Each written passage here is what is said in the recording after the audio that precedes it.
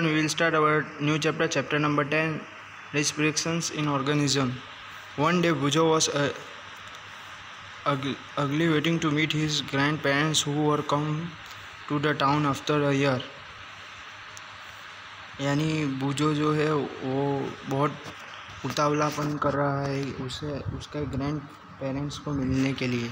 He was in a real hurry as he wanted to receive them at the bus stop. એટલે वो बहुत उतावला था कि वो बस स्टॉप पर उनको लेने चला जाए. He ran fast and reached the bus stop in a few minutes. He was breathing rapidly. His grandmother asked him why he was breathing so fast. Bujo told her that he came running all the way, but the question got stuck in his mind. He wondered that why running make a person breathe faster.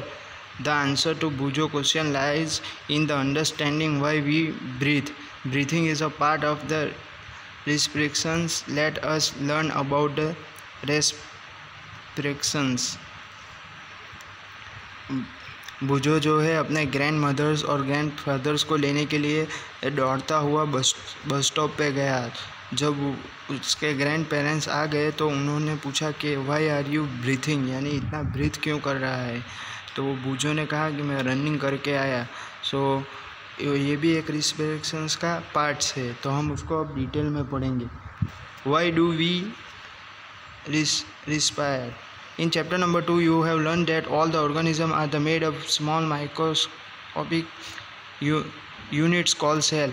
A cell is the smallest structural and functional unit of an organism. Each cell of an organism performs certain functions such as nutrition, transportation, expression and reproduction.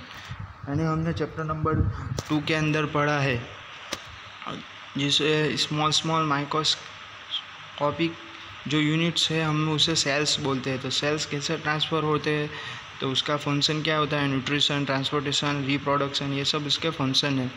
Even when we are eating the sleeping और reading we are recover energy. यानी while the sleeping and reading we should recover energy. But where does this energy come from. Energy कहाँ से आती है.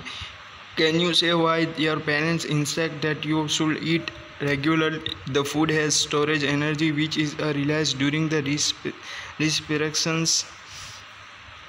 Therefore all living organisms respire to get energy for food. यानी we should eat daily compulsory. It was giving energy.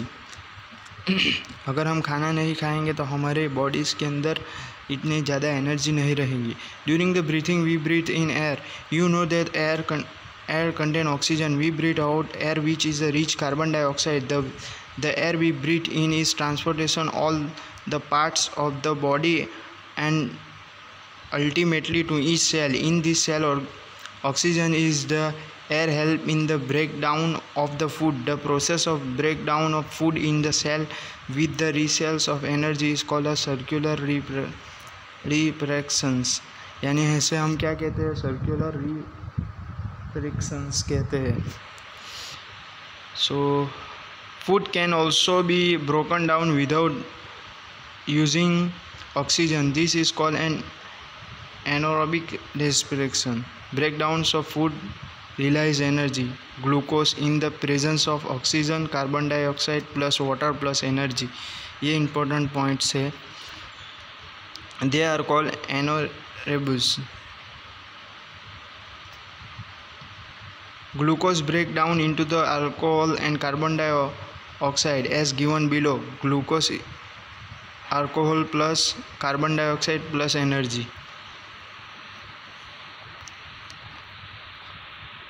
Then anaerobic यहाँ से हम करेंगे. But the supply of oxygen to produce the energy is limited. The anaerobic respiration take place in the muscle cell to fulfill the demands of energy. यानी ये जो है demand है. अब see glucose in the absence of oxygen, lactic acid plus energy. ये देखो ये figure से अंदर बताया है 10.1 के अंदर. अब जो है ये इतना ज़्यादा इम्पोर्टेंट नहीं है, लेकिन we will see as a result the supply of oxygen to muscle cells increase. The increase in the supply of oxygen result in the completely breakdown of the lactic acid and into carbon dioxide and water. सो हम यहाँ अपना topic complete करते हैं, next continue करेंगे next video से।